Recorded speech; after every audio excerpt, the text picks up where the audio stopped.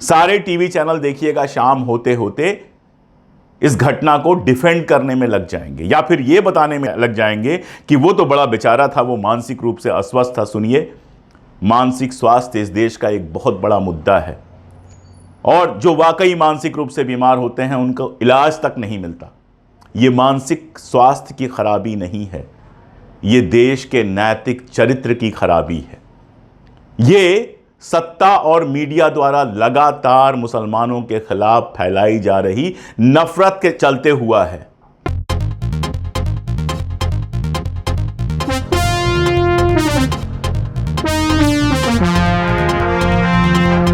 नमस्कार। मुस्कुराते हुए शुरुआत नहीं की जा सकती है इस वीडियो की, क्योंकि जब इस वीडियो के लिए मैं खड़ा हूं अपने स्टूडियो में तो मेरे दिमाग की नसें फट रही हैं। मेरे दिमाग में वो वीडियो चल रहा है जिसमें 4 लोगों की हत्या करने के बाद आरपीएफ का वो जवान खड़ा होकर कह रहा है कि इस देश में अगर रहना है तो मोदी योगी कहना है। इस देश में जो मुसलमान हैं वो पाकिस्तान से संचालित होते हैं और ये वो हत्यारा कह रहा है जिसने 4 लोगों की हत्याएं की हैं, जिसमें एक उसका ऑफिसर है और बाकी 3 मुसलमान हैं। अगर अपुष्ट खबरों की बात की जाए तो शायद 3 से अधिक लोगों को उसने मारा है। और उसके बाद वो बेशर्म बयान मेरे दिमाग में चल रहा है जिसमें कहा जा रहा है कि उसकी दिमागी हालत ठीक नहीं थी। ऐसी कौन सी दिमागी हालत ठीक नहीं होती है जिसमें आप चुन चुन के मुसलमानों को मारते हैं? और अगर यह दिमागी हालत ठीक नहीं है तो यह दिमागी हालत खराब की है इस देश की राजनीतिक पार्टियों ने और उससे भी ज्यादा इस देश की मीडिया ने, उन चैनलों ने जो दिन रात हिंदू मुसलमान पाकिस्तान का गाना गाया करते हैं। उन चैनलों ने जो छोटी से छोटी घटना अगर कहीं हो गई तो उसका तमाशा सिर्फ इसलिए बनाते हैं ताकि सरकारी जो पार्टी है उसको फायदा पहुंचे। अगर इसके लिए कोई जिम्मेदार है ये दिमाग खराब करने के लिए, जिसको हिरासत में लिया जाना चाहिए, जिसको जेल में भेजा जाना चाहिए, तो वो ये लोग हैं और सोशल मीडिया के वो ट्रॉल्स हैं जो दिन रात हिंदू मुसलमान करते रहते हैं और उनके खिलाफ कोई कार्रवाई नहीं होती। सोच के देखिए आप, हम सब ट्रेन में चलते हैं, हम सब मिडिल क्लास के लोग हैं, हम सब ट्रेन में चलते हैं। और ट्रेन से मुझे याद आया, 2 दिन पहले एक और वीडियो आया था। ऊपर की बर्थ पे एक मुस्लिम बुजुर्ग नमाज पढ़ रहे हैं। नमाज का वक्त हो गया होगा, नमाज पढ़ रहे हैं चुपचाप, बिल्कुल शांत, अपनी सीट पर किसी को डिस्टर्ब किए बिना। नीचे 4 लौंडे खड़े होकर हनुमान चालीसा गाना शुरू कर देते हैं। इन लड़कों को हनुमान चालीसा तभी याद आती है जब कोई नमाज पढ़ रहा होता है। मैं भी एक धार्मिक परिवार से हूं, कोई बताए मुझे कि क्या हनुमान चालीसा ऐसे पढ़ी जाती है? किस धर्म ग्रंथ में लिखा हुआ है कि जब कोई नमाज पढ़ रहा हो उस समय आप हनुमान चालीसा पढ़ना शुरू कर दीजिए? तालियां बजा बजा के, गाने गा गा के तमाशा बना के रख दिया गया है इस देश को। कुछ दिन पहले की और घटना आप देख लीजिए। मेरठ में कांवड़िया यात्रा निकल रही थी, रूट जो नहीं था उनका, उस रूट पे जाने की जिद कर रहे थे। क्यों? क्योंकि वहां मस्जिद थी। यह एक नए तरह का धार्मिक तमाशा चला हुआ है जहां आपको जो जुलूस निकालना है सब मस्जिद के सामने से ही निकालना है। जैसे कि धार्मिक आपकी जो पूजा पाठ है वो तब तक पूरी होगी ही नहीं जब तक आप मुसलमानों का अपमान न कर लें। ये धार्मिक यात्राएं नहीं हैं, ये दंगे भड़काने के लिए किए गए काम हैं। तो फिर क्या हुआ? उनको मस्जिद के रास्ते से जाना था। संयोग से वहां एक ईमानदार ऑफिसर थे, एसएसपी प्रभाकर चौधरी ने कहा कि किसी को भी नई परंपरा नहीं डालने दी जाएगी, माहौल नहीं बिगाड़ने दिया जाएगा। और उसके बाद कांवड़ियों ने बदतमीजी करनी शुरू कर दी। तब जाके उनके ऊपर लाठीचार्ज हुआ। जब उन्होंने पथराव करना शुरू कर दिया, गालियां देना शुरू कर दिया, नारे लगाना शुरू कर दिया, तब पुलिस ने लाठीचार्ज किया हल्का, जिसमें ना कोई मरा ना कोई घायल हुआ। लेकिन उस ईमानदार एसएसपी चौधरी को ट्रांसफर कर दिया गया, जिन्होंने अपने बयान में कहा था कि जो कांवड़िए थे वो दारू पिए हुए थे, शराब पिए हुए थे और उनमें से कईयों के पास देशी तमंचे थे। ये भक्तों की भीड़ नहीं है, गुंडों की भीड़ है। और ये गुंडों की भीड़ धीरे धीरे धीरे धीरे बनाई गई है इस देश में।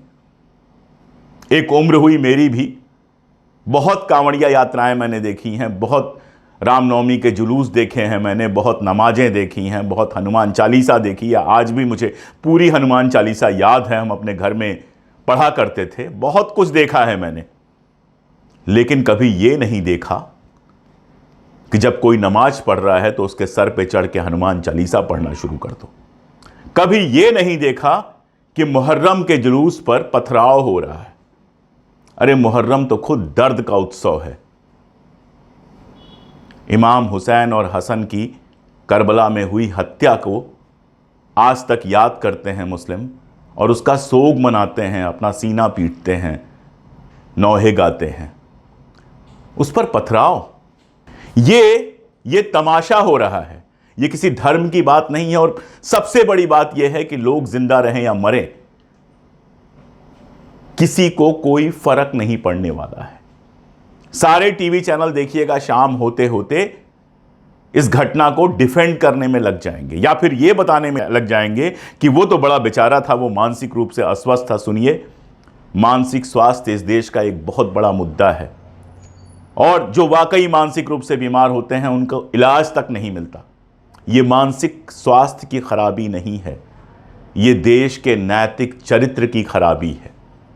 ये सत्ता और मीडिया द्वारा लगातार मुसलमानों के खिलाफ फैलाई जा रही नफरत के चलते हुआ है। आप सोच के देखिए, एक वक्त था जब हम सुनते थे सीरिया में ऐसा हो गया, जब हम सुनते थे किसी और मुल्क में ऐसा हो गया, अफगानिस्तान में ऐसा हो गया, और हम हंसते थे कि देखो हमारा लोकतंत्र कितना खूबसूरत है कि यहाँ मुहर्रम भी मनता है, यहाँ होली भी मनती है, यहाँ दीपावली भी मनती है, यहाँ ईद भी मनती है, गुरु पर्व भी मनता है, यहाँ नया साल भी मनता है, और सब कुछ शांति से होता है। एक ही मोहल्ले में हिंदू भी रहता है, मुसलमान भी रहता है, शांति से रहते हैं। चार बर्तन हैं तो कभी थोड़ा बहुत खड़बड़ाएंगे, लेकिन सरकारें जो गलत हो उसको सजा देती हैं, तब न्याय मिलता है और ये सारी चीजें शांति से बनी रहती हैं। लेकिन हुआ क्या है कि न्याय देने की जगह हत्यारों को माला पहनाने की नई नीति चली है।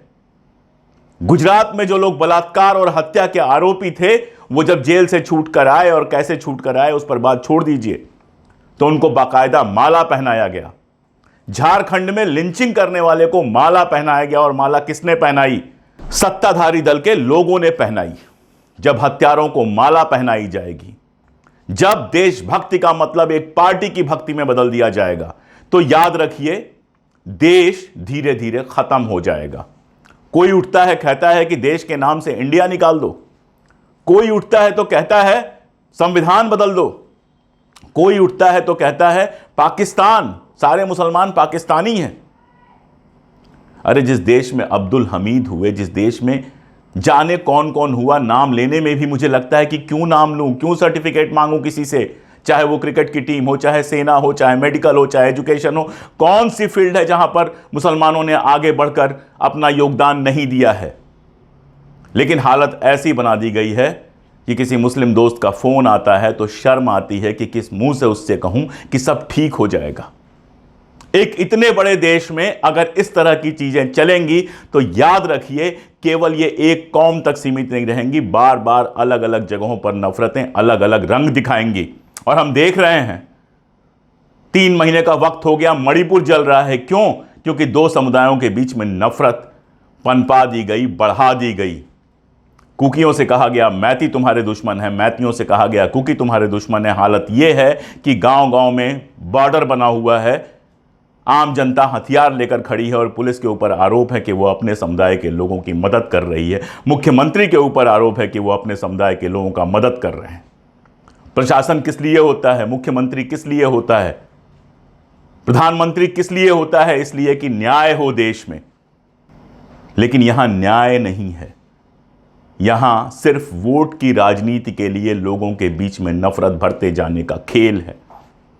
वो जो हत्यारा जवान ट्रेन में खड़े होकर कहता है कि इस देश में रहना है तो योगी मोदी कहना है, वो इसी पागलपन का शिकार है, इसी सांप्रदायिक पागलपन का शिकार है। वो कोई मानसिक बीमार नहीं है, वो सांप्रदायिक बीमार है और बेहद बीमार है, और वो अकेला नहीं है। इस देश में ऐसे बीमारों की संख्या बढ़ती जा रही है जिनको यह लगता है कि अगर सत्ताधारी पार्टी के अलावा, अगर सत्ताधारी पार्टी के खिलाफ कोई भी बात कही जाती है तो वो देश के साथ गद्दारी है। किसने तय किया गद्दारी और देशभक्ति का ऐसा मानी? किसने बनाई देशभक्ति और गद्दारी की ये परिभाषाएं?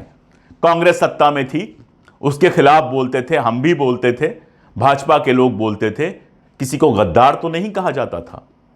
दूसरी पार्टियां भी सत्ता में रही हैं, उनके खिलाफ भी बोला गया है, किसी को गद्दार तो नहीं कहा जाता था। आप एक पार्टी हैं, देश नहीं। और आप दुर्भाग्य से ऐसी पार्टी हैं जो देश का जो मूल विचार है सर्वधर्म समभाव, उसको नहीं मानते हैं। और उसका परिणाम सामने दिख रहा है कि गली गली में खून बह रहा है। हर चुनाव के पहले तमाशा शुरू। हरियाणा में चुनाव है तो नूह में हिंसा शुरू, मस्जिद जला दी गई, एक इमाम को मार दिया गया, जुलूस निकल रहे हैं। यह सारा कुछ किस लिए? क्या मिलना है देश को? किसे बाहर निकाल देंगे? 14 करोड़ 15 करोड़ लोगों को आप बाहर निकाल देंगे? जब तक सत्ता आपके हाथ में है आपको लगता है आप सुरक्षित हैं, लेकिन देश अगर इस तरह के गृह युद्ध में जाएगा तो कोई सुरक्षित नहीं बचेगा। आज इनकी बारी है, कल उनकी बारी होगी। देश बनता है आपस के प्रेम से, देश टूटता है आपस की नफरत से। और ये जो लोग बार बार राष्ट्रीय एकता की बात करते हैं, अखंड भारत की बात करते हैं, दरअसल देश को खंड खंड कर रहे हैं। आप सोच के देखिएगा, ट्रेन में निकले होंगे वो लोग, सबके परिवार होंगे, यार दोस्त होंगे, और जब ये हत्या की खबर आएगी, उनके घरों में पहुंचेगी, दर्द और दुख जो होगा उसकी बात तो छोड़ दीजिए, लेकिन एक गहरे कहीं उनके मन में बैठेगा कि हिंदू ऐसे ही होते हैं। इसका उल्टा भी होता है। अगर किसी मुसलमान ने ऐसा किया होता तो हिंदू के मन में भी बैठता कि मुसलमान ऐसे ही होते हैं। लेकिन सरकार अगर न्याय करती, सरकार अगर हत्यारे के खिलाफ होती, हत्यारे की विचारधारा के खिलाफ होती और जाके कहती उनके घरों पे कि ये हिंदू और मुसलमान का मामला नहीं है, ये एक आदमी के पागलपन का मामला है और सरकार इस समय आपके साथ खड़ी है, तो घाव पे थोड़ा मरहम लगता। लेकिन यहां तो सरकार से लेकर मीडिया तक रोज ऐसे बयान आते हैं जिनसे घाव पे मरहम क्या लगेगा, ऐसा लगता है कि जख्म में उंगली डाल के कुरेदा जा रहा है। मेरे पास बहुत कुछ कहने के लिए नहीं है, किसी के पास बहुत कुछ कहने के लिए नहीं है। हां, जो थोड़े से लोग मेरा ये वीडियो देख रहे हैं, उनसे मैं एक बात जरूर कहूंगा। महात्मा गांधी ने कहा था कि आंख के बदले आंख का सिद्धांत अगर चलेगा तो सारी दुनिया अंधी हो जाएगी। अगर नफरतें ऐसे ही चलती रहेंगी कि एक उठे दूसरे की हत्या करे, दूसरा उठे तीसरे की हत्या करे, तो यह देश गृहयुद्ध का शिकार हो जाएगा। आज अगर खामोश रहे तो कल सन्नाटा छाएगा। पढ़ते रहे हैं हम लोग इस कविता को, और इसका मतलब शायद आज जितना मेरे समझ में आ रहा है उतना कभी समझ नहीं आएगा। इसलिए मेरी अपील है, जो भी लोग सुन रहे हैं, कि बोलें, इस नफरत के खिलाफ बोलें, खड़े हों। जो लोग इस नफरत को बढ़ा रहे हैं उनके खिलाफ खड़े हों। इस देश में एक बार फिर से शांति स्थापित करने के लिए, एक बार फिर से भाईचारा स्थापित करने के लिए जो कर सकते हैं करें। जिसके पास जबान हो जबान से बोले, जिसके पास कलम हो कलम से बोले, जिसके पास पावर हो, सत्ता हो या सत्ता में पहुंचने की उम्मीद हो, वो जनता को ये उम्मीद दिलाए कि ये नफरत का शासन हमेशा नहीं रहेगा, तोड़ने का शासन हमेशा नहीं रहेगा, जोड़ने का एक वक्त आएगा। यकीन जानिए पहले ही बहुत देर हो चुकी है, और अगर हम ऐसे ही इंतजार करते रहे तो आगे पता नहीं क्या होगा। आखिरी बात, यह मेरा जवाब है उन सारे लोगों को जिनको लगता है कि देश में रहना है तो योगी मोदी कहना है। मैं अशोक कुमार पांडे योगी मोदी या किसी भी नेता का नाम लेने से इंकार करता हूं। मेरे लिए देश किसी नेता के पैरेलल नहीं है, चाहे योगी हो, चाहे मोदी हो या कोई और हो। मेरे लिए देश देश है, और जो देश के साथ बुरा करेगा, जो देश में ऐसी नीतियां लागू करेगा जो जनता के खिलाफ होंगी, जो भाईचारे के खिलाफ होंगी, वो किसी पार्टी का होगा, एक लेखक के तौर पर मैं खड़े होकर उसका विरोध करूंगा और मैं इसी हिंदुस्तान में रहूंगा अपनी आखिरी सांस तक। चाहे किसी हत्यारे की गोली का शिकार होकर जान जाए, चाहे बीमारी से जान जाए, लेकिन जब तक जान है, जब तक सांस है, तब तक इस नफरत के खिलाफ बोलता रहूंगा। और इस नफरत को भड़काने वाला कोई भी नेता किसी भी पद पर बैठा हो, मेरा संविधान उसकी आलोचना करने का मुझे अधिकार देता है और यह अधिकार मुझसे कोई नहीं छीन सकता। बात खत्म करने के लिए आज न मेरे पास शुक्रिया है और न नमस्कार। एक कविता है साहिर लुधियानवी की, पढ़ देता हूं, सोचिएगा, सुनिएगा, सोचिएगा, फिर सोचिएगा। आज अगर खामोश रहे तो कल सन्नाटा छाएगा, हर बस्ती में आग लगेगी, हर घर जल जाएगा, और उस सन्नाटे से फिर एक सदा ये आएगी, कोई नहीं है, कोई नहीं है, कोई नहीं है, कोई नहीं। आज अगर नहीं बोले तो कल के हिंदुस्तान की शक्ल वैसी ही होगी जैसी इस कविता में है।